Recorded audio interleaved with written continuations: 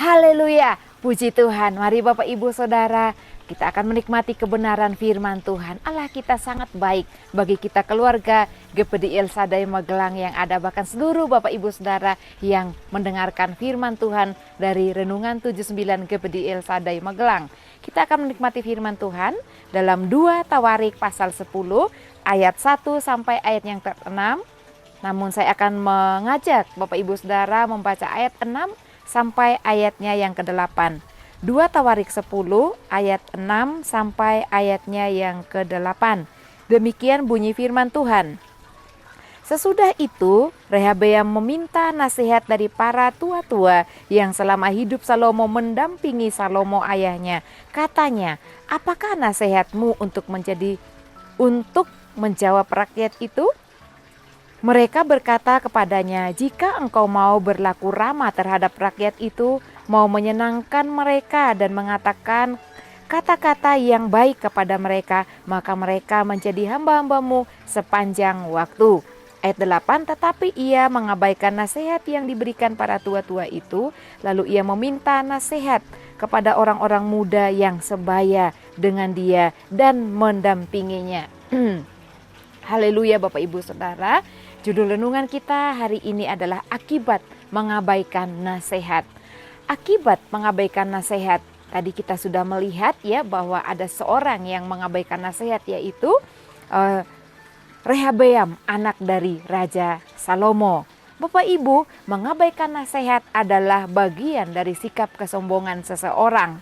Kesombongan tidak akan membawa kita menjadi lebih baik, tetapi mendatangkan kehancuran. Bahkan kesombongan juga dapat membuat seseorang jauh dari hadapan Tuhan dan menjadikan seseorang lupa tentang hal-hal yang baik karena sikap keegoisannya yang selalu mengutamakan diri sendiri dan terkadang menonjolkan diri sendiri, berpusat kepada diri sendiri. Contohnya di sini kita melihat Rehabeam, anak dari Raja Salomo yang menjabat sebagai Raja Israel, khususnya untuk suku Yehuda yang tinggal di Yerusalem pada saat itu.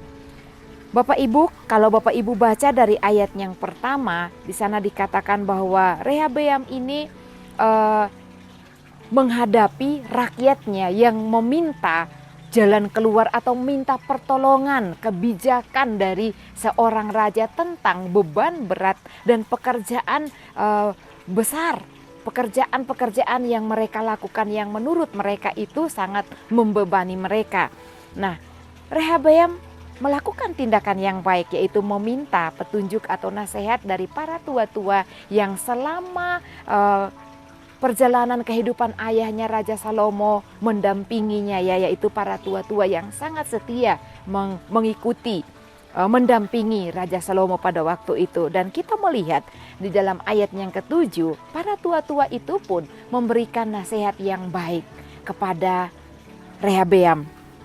Nasihat itu berbunyi demikian pada ayat yang ke-7, yaitu para tua-tua menyuruh untuk Rehabeam menyenangkan hati seluruh rakyat itu dengan memperkatakan kata-kata yang baik kepada mereka. Dan tua-tua itu berkata bahwa seluruh rakyat itu mereka akan menjadi hambamu sepanjang masa. Artinya ketika Rehabeam memperlakukan baik kepada seluruh rakyat, memperkatakan kata-kata yang baik kepada mereka, mereka pasti akan mengikuti Rehabeam.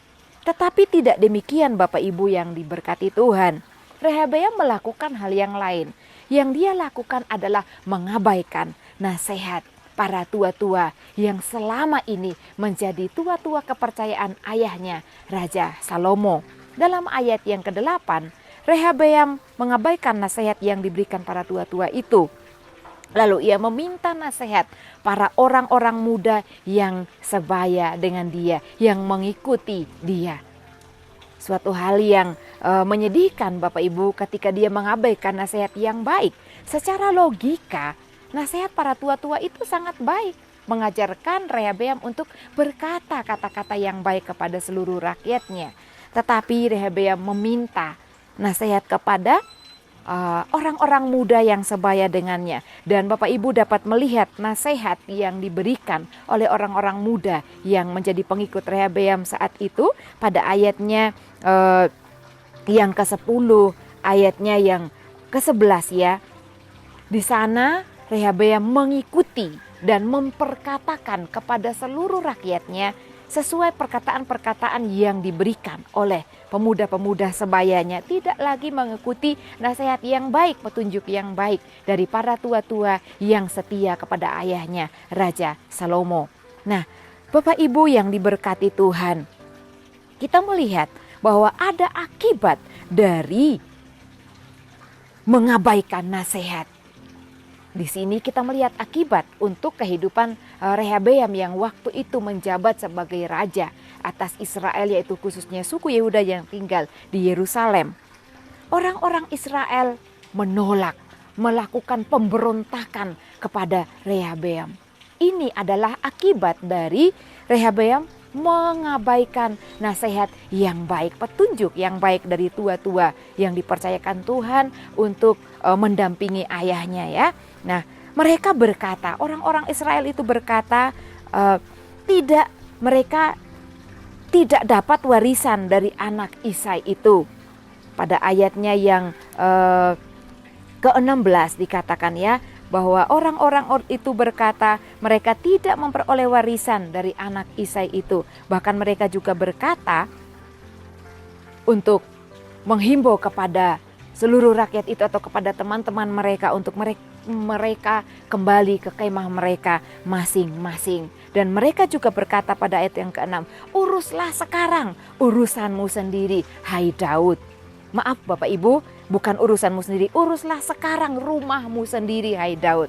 Artinya Bapak Ibu, ketika pemerintahan Absalom, bahkan Daud dulu, orang-orang Israel berhimpun menjadi satu. Ada kesatuan sampai bait Allah didirikan oleh ayahnya Absalom. Semua mereka bersatu dan berkat Tuhan, rahmat Tuhan senantiasa Tuhan curahkan bagi mereka. Tetapi karena kesalahan fatal dari Rehabeam mengabaikan nasihat dari orang tua yang dipercayakan Tuhan mendampingi ayahnya, berakibat fatal. Orang Israel memberontak, menolak Rehabeam saat itu. Dan ketika mereka berkata, uruslah sekarang rumahmu sendiri hai Daud. Artinya bait Allah pun mereka lepas untuk bertanggung jawab Bapak Ibu Saudara ya. Nah Bapak Ibu, mereka juga melempari Herodian dengan batu sampai mati ya. Ini berbicara tentang merugikan orang lain, mengabaikan nasihat, meremehkan nasihat, menolak nasihat, tidak melakukan nasihat adalah bagian dari sikap kesombongan seseorang dan berakibat fatal jikalau sikap ini ada melekat pada diri kita. Kadang-kadang kita tidak sadari Bapak Ibu, tetapi kita dapat memeriksa kehidupan kita ketika kita mulai berpusat pada diri sendiri, menyenangkan diri sendiri dan meremehkan orang lain, tidak melihat atau melihat persoalan orang lain, tidak peduli kepada permasalahan orang lain. Nah, itu berarti ada benih kesombongan dalam kehidupan kita. Oleh karena itu mari kita belajar menghindari diri kita dari kesombongan kehidupan. Nah, Bapak Ibu, harapan atau tujuan Rehabeam untuk menjadi lebih besar pengaruhnya, berkuasa melebihi ayahnya Salomo menjadi sia-sia karena ia menolak atau mengabaikan nasihat. Andaikan saja dia tidak mengabaikan nasihat, maka pemerintahannya akan aman dan sesuai yang dia inginkan, kokoh seperti ayahnya Salomo. Nah, kesombongan menjadi titik awal kehancuran seseorang, dan kesombongan dapat juga membuat orang tidak peka pada masalah orang lain, menganggap orang lain itu rendah, menganggap orang lain itu lemah, sehingga sering menonjolkan diri sendiri. Perbuatan Rehabeam tidak peduli dengan beban rakyatnya, dan kesombongan pun kesombongan pun dapat membuat orang lupa bahwa masih ada Tuhan yang jauh lebih berkuasa dari kehidupan pribadi orang-orang atau kehidupan pribadi setiap kita. Karena itu Bapak Ibu Saudara yang dikasihi Tuhan, Jemaat GPD El Shaddai Magelang, kita semua Bapak Ibu, mari di dalam kehidupan kita penting bagi kita untuk mengingat dan melibatkan Tuhan dalam berbagai aspek kehidupan kita, agar kita tidak melalaikan, meninggalkan nasihat-nasihat baik dari orang-orang terdekat kita, dari pemimpin rohani kita, bahkan dari firman Tuhan itu sendiri. Dalam Amsal dikatakan, kalungkanlah nasihat pada lehermu, ya, nasihat seorang ayah kepada anaknya, artinya nasihat firman Tuhan, nasihat yang kita dapatkan dari orang tua kita, dari orang-orang yang Tuhan berikan ada di sekeliling kita. Indahkan, lakukan itu. Mari, Tuhan akan berpihak kepada kita dan Tuhan akan memberikan keberhasilan dalam setiap kehidupan kita. Puji Tuhan, Tuhan Yesus memberkati. Mari kita akan berdoa bersama-sama. Haleluya, terima kasih Bapa yang baik. Kami mengucap syukur buat setiap kebenaran firman-Mu. Hari ini Engkau menasehati kami supaya kami tidak mengabaikan nasihat Tuhan. Terlebih nasihat firman-Mu. Kami mau merenungkannya dan kami mau melakukannya di dalam kehidupan kami. Berkati kami umat-umat-Mu Tuhan. Karena kami mau mengasihi Engkau lebih dari segala-galanya. Tuhan, biarlah keluarga GPD El Shaddai Magelang menyanyikan syukur bagi nama-Mu yang besar dan dahsyat. Kuduslah Engkau, ya Raja yang kuat, yang mencintai hukum. Engkaulah yang menegakkan kebenaran, hukum dan keadilan. Engkaulah yang melakukannya. Terima kasih Bapa yang baik. Kami mengucap syukur, berdoa di dalam nama Tuhan Yesus Kristus. Haleluya, amin.